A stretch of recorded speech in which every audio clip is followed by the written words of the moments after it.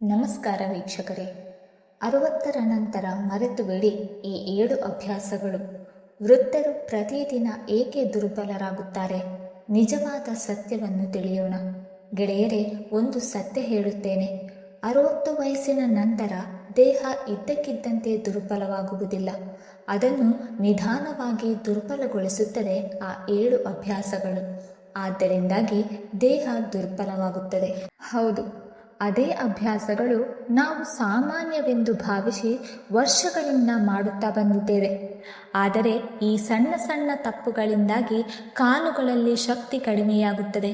ಮೆದುಳು ಹಿಂದಿನಂತೆ ತೀಕ್ಷ್ಣವಾಗಿ ಕಾರ್ಯನಿರ್ವಹಿಸುವುದಿಲ್ಲ. ನಿದ್ರೆಯು ತುಂಡು ತುಂಡಾಗಿ ಬರುತ್ತದೆ. ದೇಹ ಪ್ರತಿದಿನ ಸ್ವಲ್ಪ ಸ್ವಲ್ಪ ಆಯಾಸಗೊಳ್ಳುತ್ತಾ ಹೋಗುತ್ತದೆ.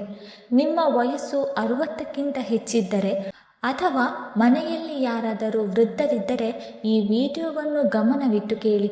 ಏಕೆಂದರೆ ಇಂದು ನಾನು ಅಂತಹ 7 ಅಭ್ಯಾಸಗಳನ್ನು ಹೇಳುತ್ತಿದ್ದೇನೆ. ಅವುಗಳನ್ನು ಬಿಟ್ಟರೆ ನಿಮ್ಮ ದೇಹ 5 ವರ್ಷಗಳಲ್ಲ, 10 ವರ್ಷಗಳಿಗಿಂತ ಹೆಚ್ಚು ಕಾಲ ಸಂತೋಷವಾಗಿರಬಹುದು. ವಯಸ್ಸು ಒಂದು ಸಂಖ್ಯೆ ಮಾತ್ರ, ಆದರೆ ಅಭ್ಯಾಸಗಳು ನಿರ್ಧರಿಸುತ್ತದೆ ನಿಮ್ಮ ದೇಹ ದುರ್ಬಲವಾಗಿರುತ್ತದೆಯೋ ಅಥವಾ ಬಲವಾಗಿರುತ್ತದೆಯೋ ಎಂದು. ಆದ್ದರಿಂದ ಗೆಳೆಯರೇ, ಅದರಲ್ಲಿ ಮೊದಲನೆಯ ಅಭ್ಯಾಸವೆಂದರೆ ರಾತ್ರಿ ತಡವಾಗಿ ಎಚ್ಚರವಾಗಿರುವುದು. 60ರ ನಂತರ ದೇಹದ ರಿಕವರಿ ಸಿಸ್ಟಮ್ ನಿಧಾನವಾಗುತ್ತದೆ. ನಿದ್ರೆಯೇ ಆ ಸಮಯ ಯಾವಾಗ ನಿಮ್ಮ ಕೋಶಗಳು ತಮ್ಮನ್ನು ತಾವು ಸರಿಪಡಿಸಿಕೊಳ್ಳುತ್ತದೆ. ಆದರೆ ನೀವು ರಾತ್ರಿ 11-12 ಗಂಟೆಯವರೆಗೆ ಟಿವಿ, ಮೊಬೈಲ್ ಅಥವಾ ಮಾತನಾಡುತ್ತಾ ಕಳೆದರೆ ದೇಹದ ಮೆಲಟೋನಿನ್ ಹಾರ್ಮೋನ್ ಕಡಿಮೆ ಉತ್ಪತ್ತಿಯಾಗುತ್ತದೆ. ಇದರಿಂದ ಏನು ನಷ್ಟ? ನಿಮಗೆ ನಿರಂತರ ಆಯಾಸವಾಗುತ್ತದೆ, ಮೆದುಳು ಮಂದವಾಗಿರುತ್ತದೆ, ರಕ್ತದೊತ್ತಡವು ಅಸಮತೋಲನವಾಗಿರುತ್ತದೆ, ಜೊತೆಗೆ ಸ್ನಾಯುಗಳ ದುರಸ್ತಿಯೂ ಕಡಿಮೆಯಾಗುತ್ತದೆ. ಆದ್ದರಿಂದ ಗೆಳೆಯರೇ, ಏನು ಮಾಡಬೇಕು? ರಾತ್ರಿ 9:30ರಿಂದ 10ರ ಒಳಗೆ ಮಲಗಿಬಿಡಿ. ಮಲಗುವ ಮುನ್ನ 30 ನಿಮಿಷಗಳ ಮೊದಲು ಸ್ಕ್ರೀನ್ ಸಂಪೂರ್ಣವಾಗಿ ಮುಚ್ಚಿಡಿ.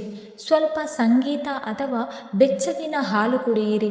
ನಿದ್ರೆ ಸುಧಾರಿಸಿದರೆ ಅರ್ಧ ರೋಗಗಳು ಸ್ವಯಂ ಮಾಯವಾಗುತ್ತದೆ.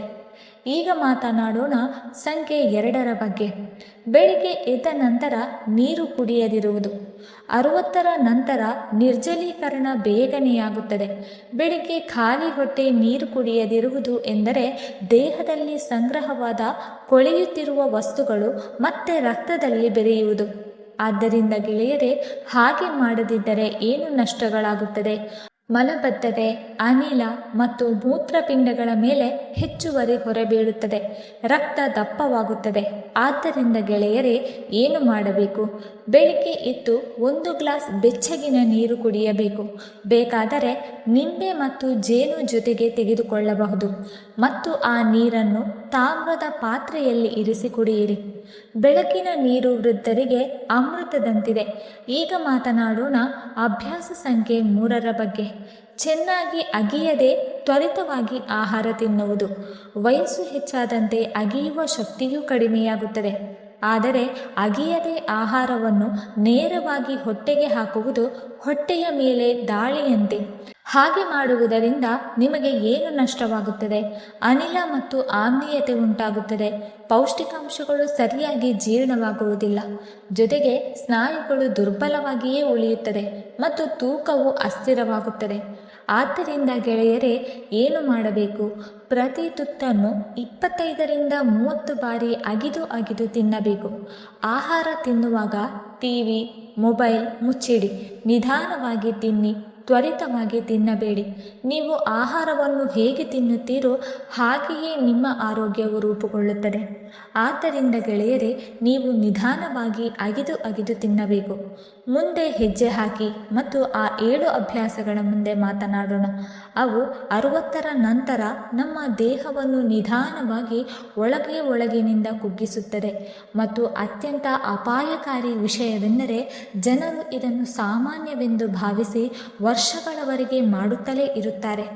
ಈಗ ಮಾತನಾಡೋಣ ಅಭ್ಯಾಸ ಸಂಖ್ಯೆ 4ರ ಬಗ್ಗೆ, ಅಂದರೆ ಬೆಳಗ್ಗಿನ ನಡಿಗೆಯನ್ನು ಬಿಟ್ಟು ಬಿಡುವುದು.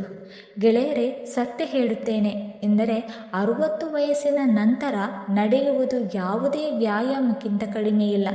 ಇದು ದೇಹದ ಆಕ್ಸಿಜನ್ನ ಜೀವರೇಖೆ.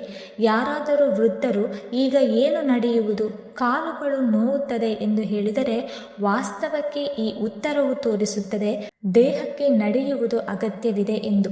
ಬೆಳೆಯುತ್ತಿರುವ ವಯಸ್ಸಿನಿಂದಾಗಿ ನಿಮ್ಮ ಮೂಳೆಗಳ ಸಾಂದ್ರತೆ ಕಡಿಮೆಯಾಗುತ್ತದೆ, ಸ್ನಾಯುಗಳು ದುರ್ಬಲವಾಗುತ್ತದೆ, ಆದ್ದರಿಂದ ರಕ್ತದ ಹರಿವು ನಿಧಾನವಾಗುತ್ತದೆ. ಆದ್ದರಿಂದ ನೀವು ಬೆಳಗಿನ ನಡಿಗೆ ಮಾಡಲೇಬೇಕು. ಈ ಸಮಯದಲ್ಲಿ ನಡಿಗೆಯನ್ನು ಬಿಟ್ಟರೆ ನಿಮ್ಮ ಕಾಲುಗಳ ನರಗಳು ಗಟ್ಟಿಯಾಗಲು ಪ್ರಾರಂಭವಾಗುತ್ತದೆ, ನಿಮ್ಮ ಹೃದಯದ ಮೇಲೂ ಬಹಳ ಹೆಚ್ಚು ಒತ್ತಡ ಬೀಳುತ್ತದೆ, ಜೊತೆಗೆ ನಿದ್ರೆ ಹಾಳಾಗುತ್ತದೆ ಮತ್ತು ಮೆದುಳು ಮಂದವಾಗುತ್ತದೆ. ಆದ್ದರಿಂದ ಬೆಳಗಿನ ನಡಿಗೆ ಮಾಡಲೇಬೇಕು. ಆದ್ದರಿಂದ ಗೆಳೆಯರೇ, ಇದಕ್ಕಾಗಿ ನೀವು ಏನು ಮಾಡಬಹುದು? ಸೂರ್ಯೋದಯದ ನಂತರ 30ರಿಂದ 40 ನಿಮಿಷ ಹಗಲುವಾದ ನಡಿಗೆಯಲ್ಲಿ ತಿರುಗಾಡಿ. ಸಾಧ್ಯವಾದರೆ ಹುಲ್ಲಿನ ಮೇಲೆ ಬಿತ್ತಲೆ ಕಾಲಿನಲ್ಲಿ ನಡೆಯಿರಿ. ಇದರಿಂದ ಕಣ್ಣುಗಳು, ಕಾಲುಗಳು ಮತ್ತು ಮೆದುಳಿಗೂ ನೇರವಾಗಿ ನಿವಾರಣೆ ಸಿಗುತ್ತದೆ. ಸ್ವಲ್ಪ ಸಮಯ ಹೊರಗೆ ನಡೆಯುವುದು ವೃದ್ಧಾಪ್ಯದ ವೇಗವನ್ನು ನಿಧಾನಗೊಳಿಸುತ್ತದೆ. ಇದು ವೃದ್ಧಾಪ್ಯವನ್ನು ನಿಯಂತ್ರಣದಲ್ಲಿ ಇಡುತ್ತದೆ. ಈಗ ಗೆಳೆಯರೇ, ಮಾತನಾಡೋಣ ಅಭ್ಯಾಸ ಸಂಖ್ಯೆ 5ರ ಬಗ್ಗೆ, ಅಂದರೆ ಹುರಿದ, ಬೆಂದ ಮತ್ತು ಹೆಚ್ಚು ಸಿಹಿ ಆಹಾರ ತಿನ್ನುವುದು. ಗೆಳೆಯರೇ, ವಯಸ್ಸು ಹೆಚ್ಚಾದಂತೆ ದೇಹವು ಮೊದಲು ಆಹಾರವನ್ನು ಜೀರ್ಣಿಸಿಕೊಳ್ಳಲು ಸಾಮರ್ಥ್ಯವನ್ನು ಕಳೆದುಕೊಳ್ಳುತ್ತದೆ.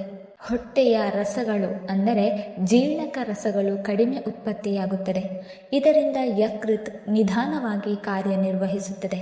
ನೀವು ಪ್ರತಿದಿನ ಪರೋಟ, ಸಮೋಸ, ಮಿಠಾಯಿಗಳು, ಬಿಸ್ಕೆಟ್ ಅಥವಾ ಚಹಾವನ್ನು ಕುಡಿಯುತ್ತಿದ್ದರೆ ಇದು ನಿಮ್ಮ ದೇಹಕ್ಕೆ ನಿಧಾನವಾಗಿ ವಿಷವಾಗುತ್ತದೆ.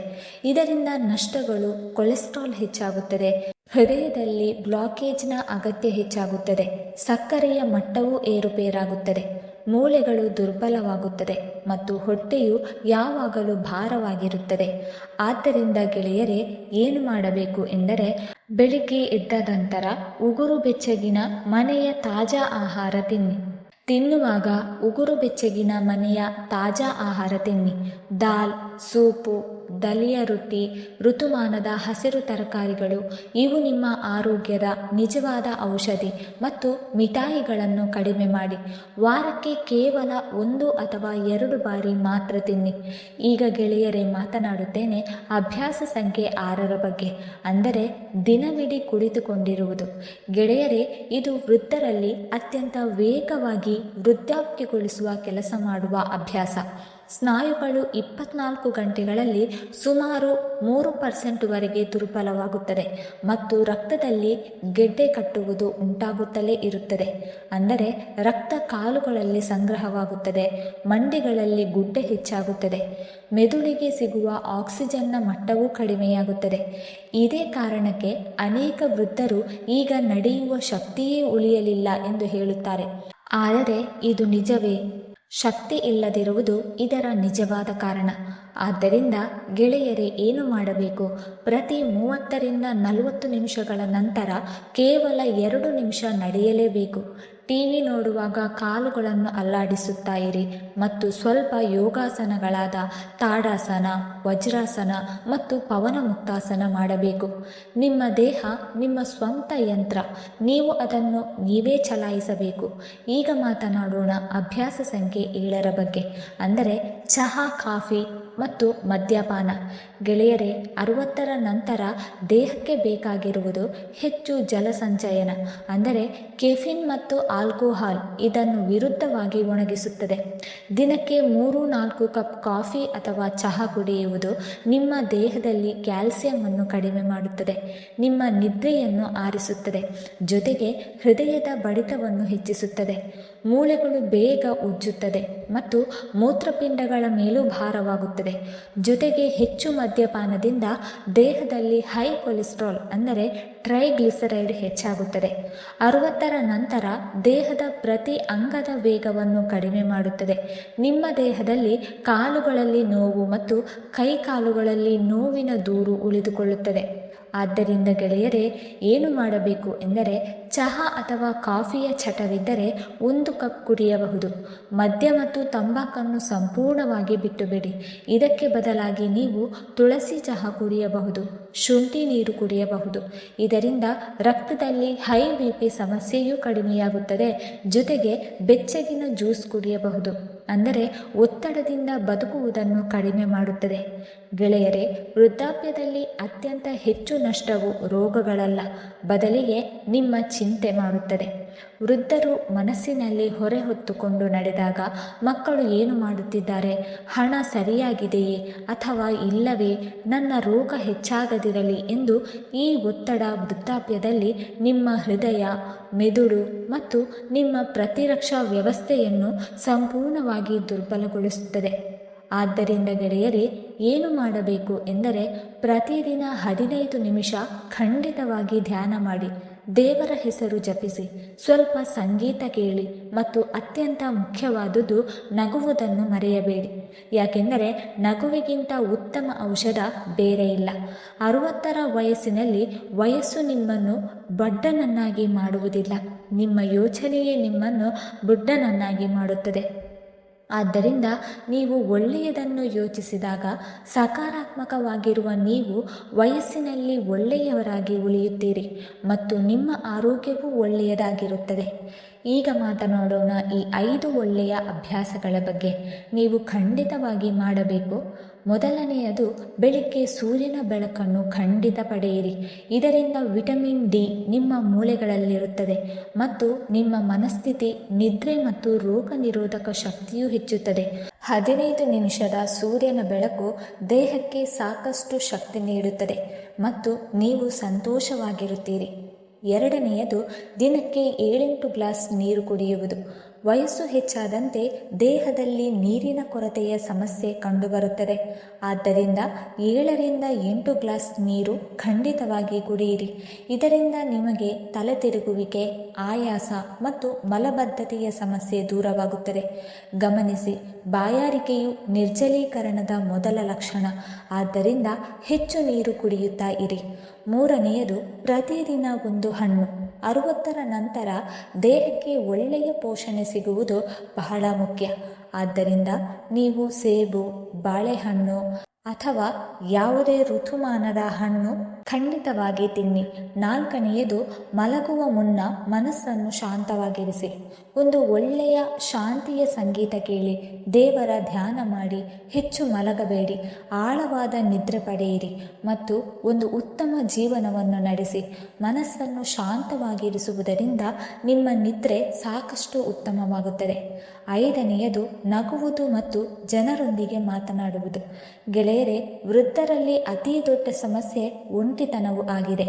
ನೀವು ಒಂಟಿತನವನ್ನು ಶತ್ರುವಿಗಿಂತ ಕಡಿಮೆ ಎಂದು ಭಾವಿಸಬೇಡಿ. ಯಾಕೆಂದರೆ ನೀವು ನಿಮ್ಮೊಂದಿಗೆ ಅಥವಾ ಜನರೊಂದಿಗೆ ಮಾತನಾಡದಿದ್ದರೆ ನಿಮ್ಮ ಮನಸ್ಸು ಚೀಡಾಗುತ್ತದೆ. ಆದ್ದರಿಂದ ಗೆಳೆಯರೇ, ವಯಸ್ಸು ಹೆಚ್ಚಾಗುವುದು ಸಹಜ, ಆದರೆ ದುರ್ಬಲವಾಗುವುದು ಸಂಪೂರ್ಣ ತಪ್ಪು ಮಾತು. ನೀವು ಈ 7 ಅಭ್ಯಾಸಗಳನ್ನು ಬಿಟ್ಟುಬಿಟ್ಟರೆ ಮತ್ತು ಹೊಸ 5 ಅಭ್ಯಾಸಗಳನ್ನು ಅಳವಡಿಸಿಕೊಂಡರೆ ನಂಬಿ, ನೀವು 70 ಅಲ್ಲ, 80 ಅಲ್ಲ, 100 ವರ್ಷಗಳವರೆಗೂ ಶಕ್ತಿಯುತವಾಗಿ ಮತ್ತು ಸಂತೋಷದಿಂದ ನಿಮ್ಮ ಜೀವನವನ್ನು ಕಳೆಯಬಹುದು. ವೀಕ್ಷಕರೇ, ಈ ಮಾಹಿತಿ ನಿಮಗೆ ಇಷ್ಟವಾಗಿದ್ದರೆ ದಯವಿಟ್ಟು ಲೈಕ್ ಮಾಡಿ, ಶೇರ್ ಮಾಡಿ ಮತ್ತು ಕಮೆಂಟ್ ಮಾಡಿ. ಹಾಗೆ ಮುಂದಿನ ವಿಡಿಯೋಸ್ಗಳಿಗಾಗಿ ನಮ್ಮ ಚಾನಲನ್ನು ಸಬ್ಸ್ಕ್ರೈಬ್ ಮಾಡಿಕೊಳ್ಳಿ. ಧನ್ಯವಾದಗಳು.